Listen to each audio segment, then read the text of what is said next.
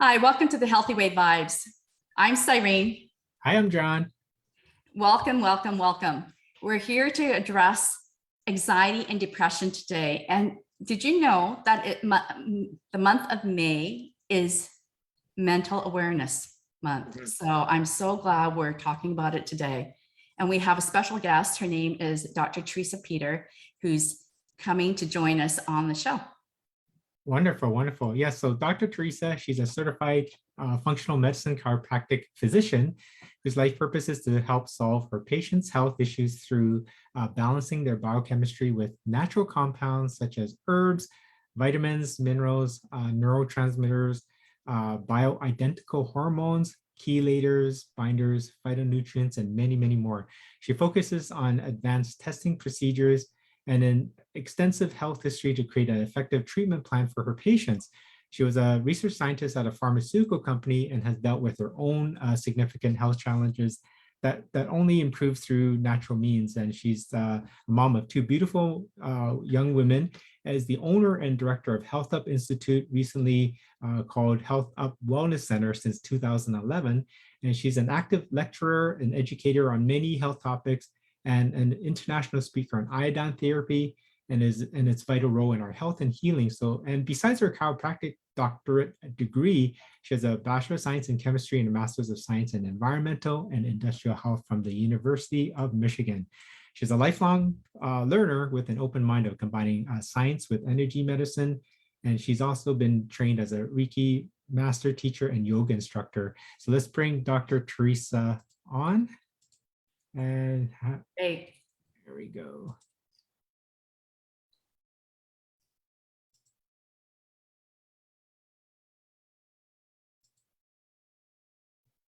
Hi, there she is.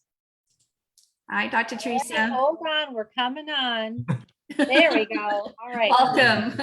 Hi. Welcome Thank you so much. Yes, I'm very excited to be here for our mental health discussion. As you know, we always have a little bit of pre-discussion if people aren't aware of that.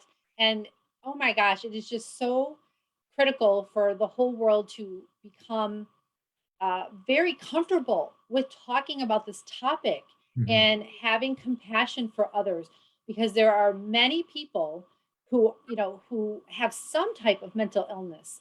There are over 50 million adults in the United States alone with some type of mental illness, and depression and anxiety are the top ones. I mean, we have like 19% of the adults having anxiety, and almost another 20% that deal with depression. And a lot of these go together. You can have anxiety long-term can turn into depression. And depression sometimes can also create that situation back. So, being a discussion platform, I want to talk a little bit medically about some signs and symptoms, some causes and things like that, and some treatment possibilities. But I think overall, just the comments regarding, how you feel about it and what you think is important for others to know or feel is just as important. So what do you find is the, there's different, like you said, there's different triggers, or at least signs. What do you see as the predominant cases, or at least like what are people dealing with right now? So anxiety is a little bit more prevalent than depression. And anxiety that's not taken care of will often lead to depression.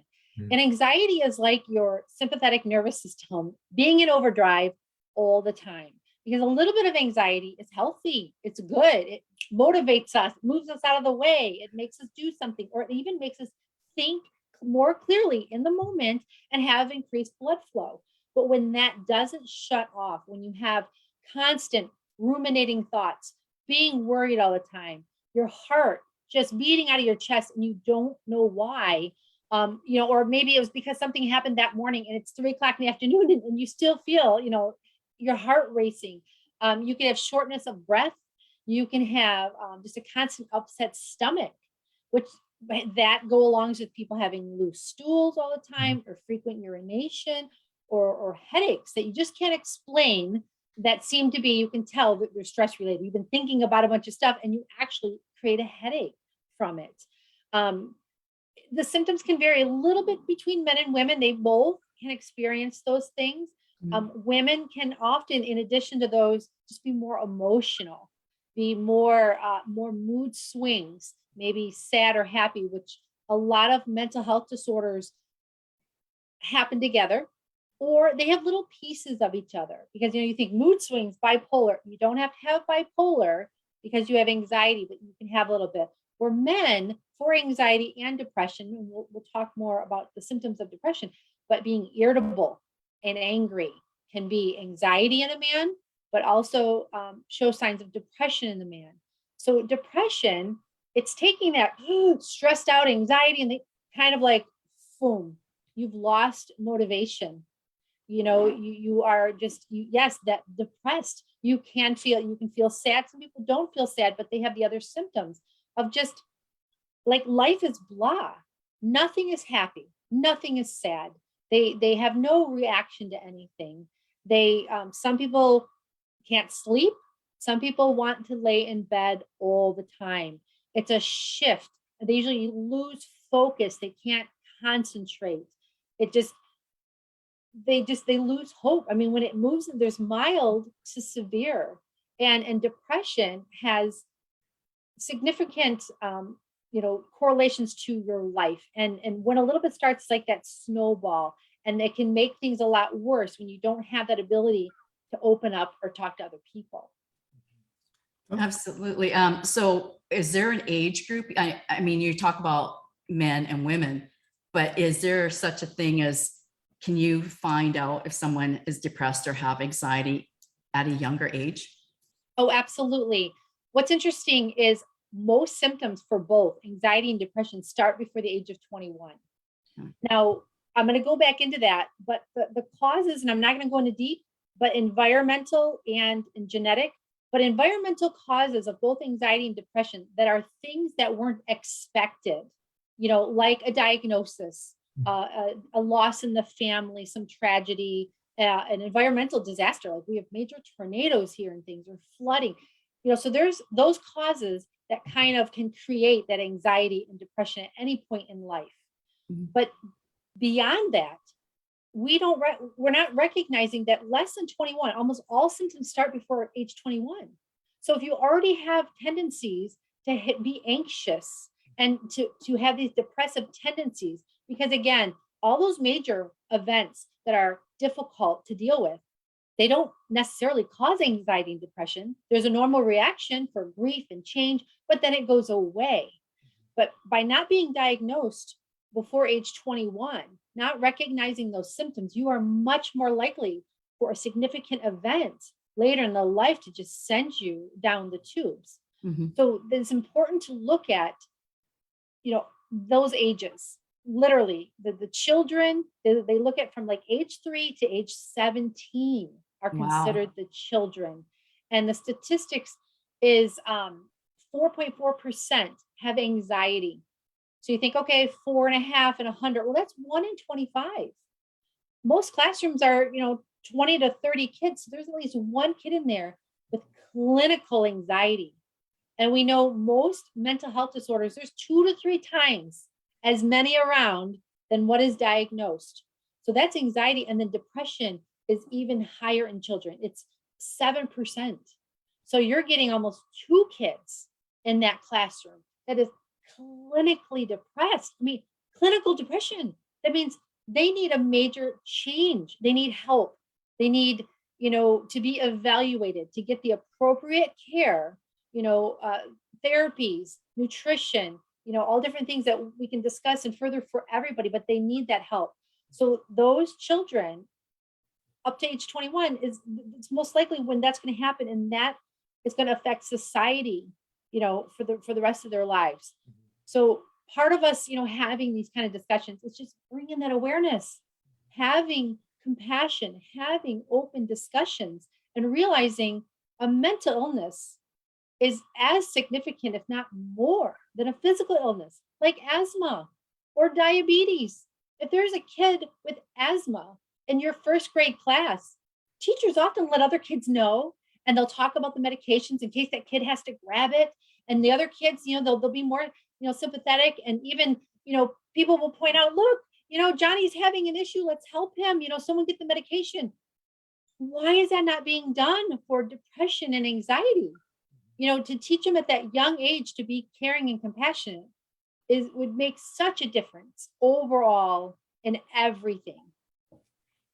Something like when you talk about the young school age children is that, for parents, for parents who are first-time parents or parents that are just, they're not saying that it's anything negative, because every parent needs to do what they need to do, but, they're not with their children all the time, except when they're at home. And so what they see at home might be just them acting up, or it's just kind of, oh, that's just how kids are.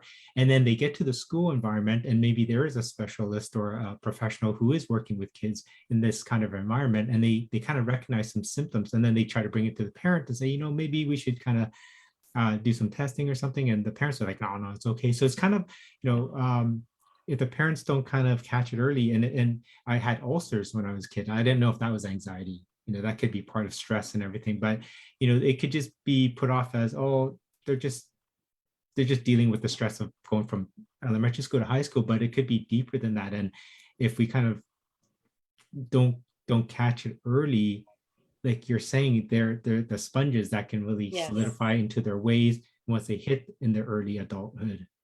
Exactly. And I think that, John, like you're saying, I mean, they are like sponges, because it depends on the environment that they're in too.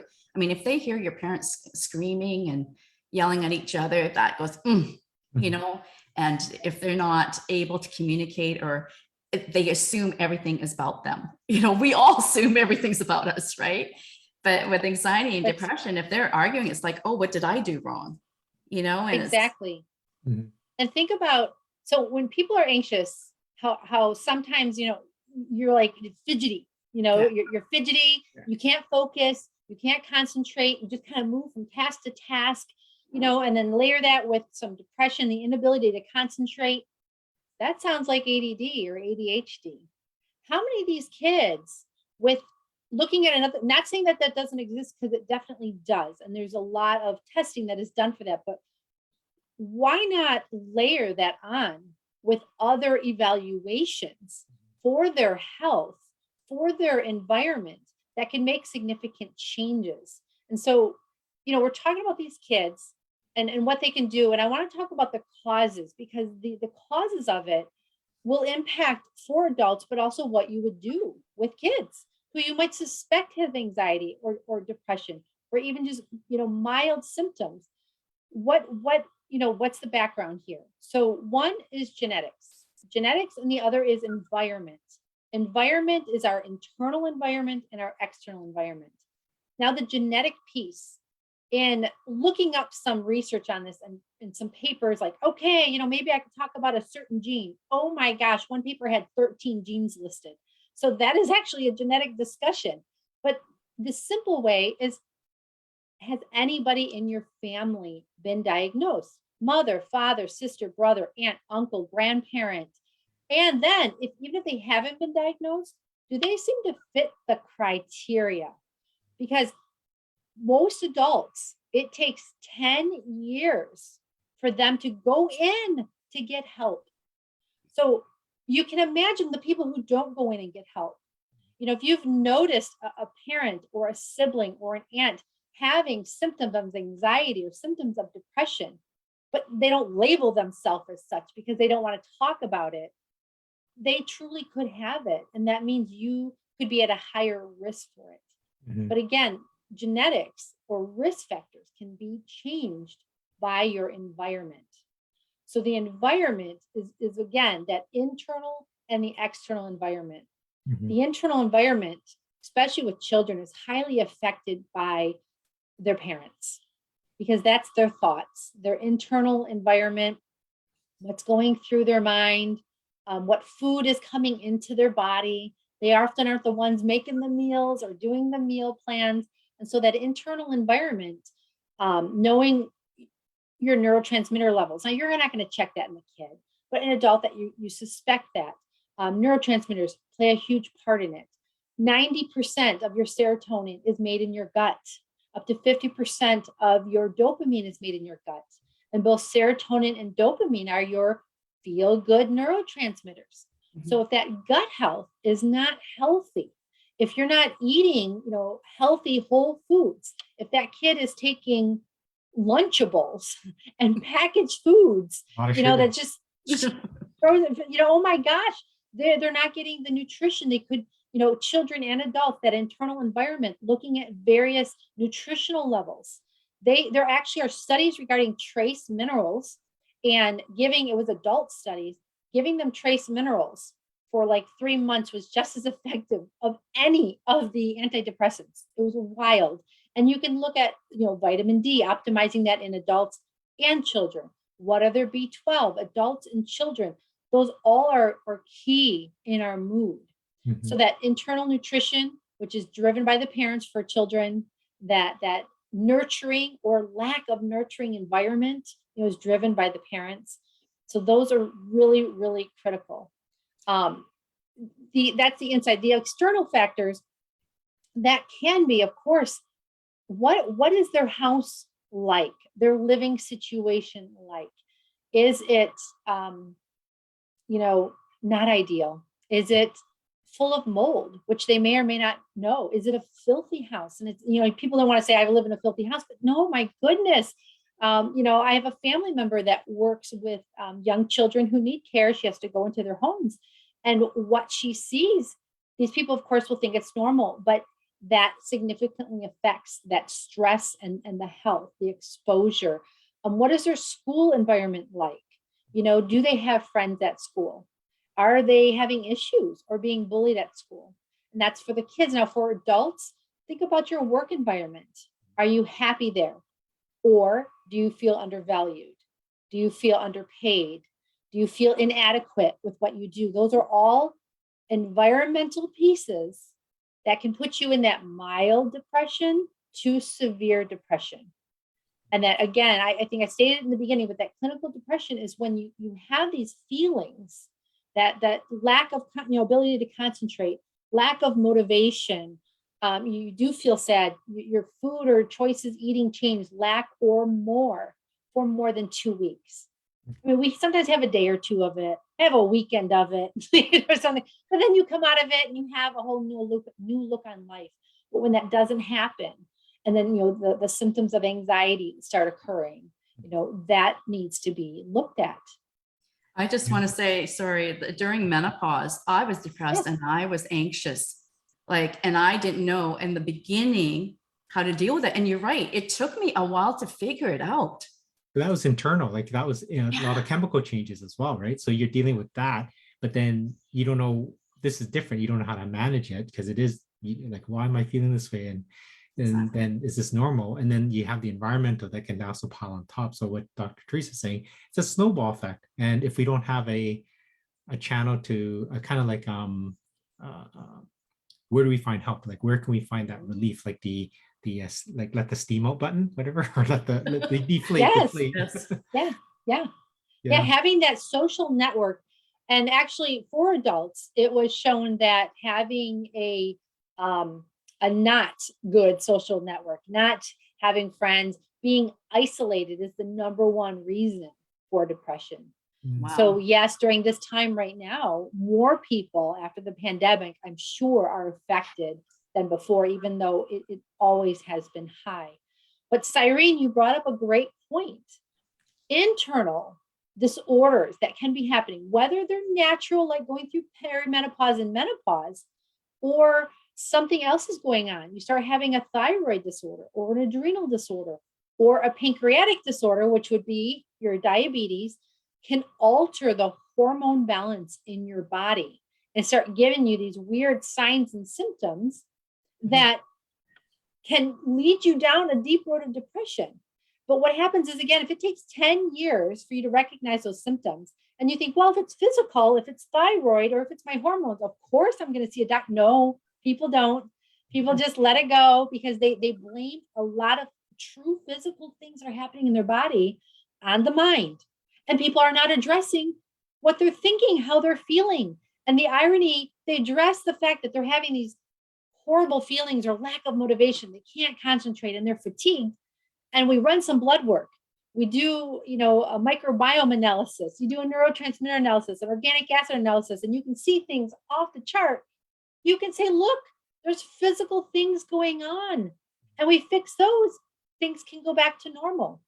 That's a piece of it. And then, of course, there's emotional layers that might also need to be addressed because that might be pulling them down quicker than someone else going through those changes who doesn't have a layer of emotional things they might have also been holding on for 10 years before the physical changes kicked in. Mm-hmm. So it's really addressing when you don't feel like yourself, whether it's now or you've noticed it, for the past 20, 30, 40, 50 years of your life, you for some reason feel like something is off.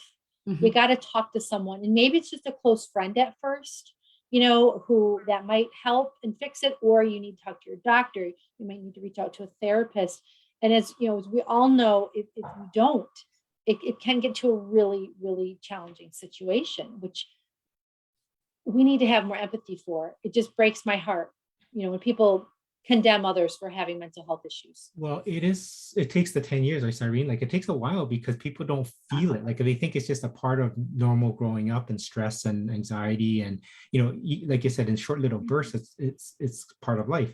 But, it's not like a toothache. We have a toothache. We want that fixed right away because it's painful and it's there every minute of the day. But with depression, it kind of creeps up on you, and that's something where that's why it may take 10 years for people to say, hey, it's really, really bad now. Yes. Or maybe our environmental people or our environment, the people that surround us say, it's kind of like you live with someone, you don't really see the changes, but they're with you. And then finally, after 10 years, it gets to the point where you snap at someone or something happens. And then that was like the breaking point. And I think it has a lot to do with our limiting beliefs and how we were educated on mental health or anxiety or depression. We're not allowed to talk to anyone about it, right? Yeah. Yep. Yeah. And by all those means, that's why, like John, you're saying, it's just very insidious because we don't recognize it. And even things that we think are simple, like having a friend that's really not your friend.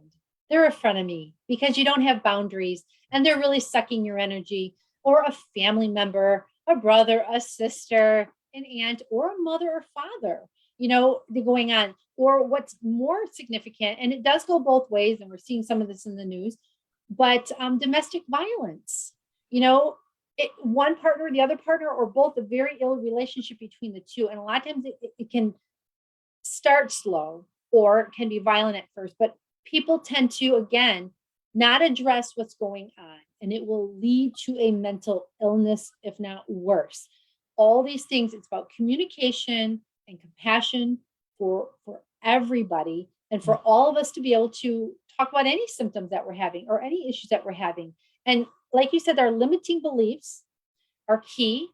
And we weren't, especially as women, we're not clearly taught our boundaries. As an older woman, I learned this all now, and children should be taught their boundaries. All kind, we think, okay, certain boundaries, like, oh, don't touch me. No, but there's emotional boundaries and mental boundaries, and all these other things that need to be talked about. So anybody at any age can deal with this. And I've got a couple patients of mine. It's interesting because they're older. One's in their 60s and two are in their 70s, who have had major life changes, a divorce, and spouses passing away. And in digging through their life, they went through a lot of abuse that was accepted. It was normal. Their generation, it was normal. You put up with it. It was okay. And for them feeling like they're too old to be valued now, that it's too old to seek help and seek a new career, find what makes them happy. I just had to shake them up. I'm like, no, everybody is valuable at every single age. And I know men go through this too, but at any age, no matter what happens, you always, if you don't feel right, you got to talk to somebody about it, and you need to seek help, because everybody has value and everybody has purpose, in this life. And we have to realize that. Mm-hmm. Mm-hmm. And there's nothing wrong with going to see someone. No, absolutely not.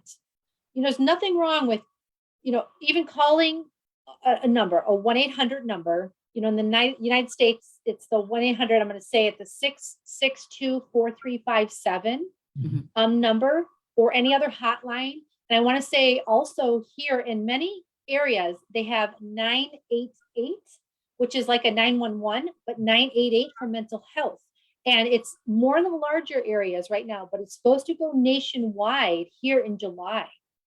So some people are in such a situation where they won't talk to anybody or turn to anybody because they feel embarrassed. They feel ashamed, or they feel guilty for what they're feeling. Call a number and talk to somebody. Right. Well, you know what?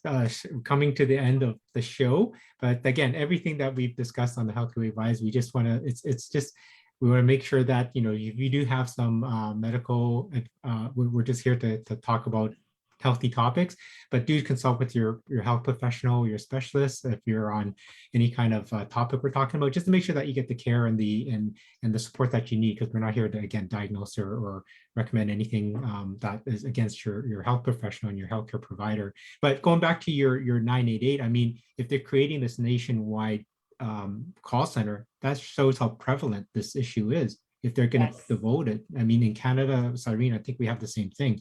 There's different hotlines for this and that. I'm sure that there's probably already existing one for depression, or at least some support. I mean, you call the same number, they'll probably direct you to the right person that can help you and listen. Sometimes it's just venting. Yeah, exactly. And if you're feeling off, be curious about it. Bring awareness to it, because you want to catch it early. You don't want to catch it 10 years down the road. Right. Exactly. Right. Well, thank you so much, Dr. Theresa, and glad to always hear from you. So any last words? Any last words, Cyrene, Dr. Theresa? Well, my last words could go on for a while. But like you said, seek help, talk to your doctor. And the key is if you talk to somebody that's a professional, whether it's a doctor, a psychologist, functional medicine doctor, sociologist, and things don't go well, try someone else. Because it's interesting how some people might have tried 5 years ago and it didn't go well, so they kind of gave up. They need to try more, because there's generally a root cause physically in your body that is contributing to this issue. And if that's not addressed, then issues of being dependent on medication, and therapy, some of this therapy needs for a long time, can last forever. And the last comment is, yes, sometimes in short-term situations, medication might be needed, being thoroughly evaluated, but those were not meant for long-term. And if you need them long-term, really dive deep physically with a doctor, functional medicine doctor, to see what imbalances are off. Do you have heavy metals? Do you have mold? Do you have a thyroid condition?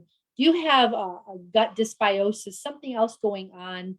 And I got to go back to molds. Molds are so associated with depression and anxiety. It's blowing my mind, the research that's out there. We don't understand how it just grips into our body. So that way you can wean off of medication and actually fix that root cause and be happy for the rest of your life. Right. I just want to add, what makes me happy when I feel depressed or anxious is I started to do deep breathing. And that helped me to calm down my nervous system. And the other thing is listen to, I have a happy playlist. I have happy songs around me, or I do a little dance. I try to get out of that state. Yes, exactly. I mean, that was a whole nother part on here besides like adjusting your diet, getting your sleep, happy music, getting exercise. All these are associated with, your sleep gets messed up when you're depressed and anxious, but hopefully if you catch it in the mild stage and you start getting a better sleep pattern. The same thing with exercise, creates endorphins and improves your mood, but you've got to start somewhere. Exactly what you said, listening to that music list, but writing things out, journaling is also a very good thing with that deep breathing as well. Well, thank you so much. Thank you to everyone out there who's tuning in. Thank you, Dr. Theresa, again, and thanks, Irene. So we got some pretty interesting topics coming up. On May 26th, next Thursday, we have Susan Woodward. She's going to be coming on to talk about laughter yoga. So something we haven't talked about, and it actually is, people are starting to get more aware of it, and it's actually a very good way of, again, dealing with depression and stress and so forth. And on June 9, we have Sue Ward coming back. She's going to be talking about healthy summer foods. So perfect to segue into our warmer months. And Dr. Theresa is going to be coming back on June the 15th, and you're going to be talking about digestive health, which goes along with the gut. So it's like all this stuff is kind of linking together to kind of continue building on certain things that we're hopefully you're finding value in. So thank you for coming on, and hope to see you again on our future episodes. Take care. Thank you. Bye Bye. now.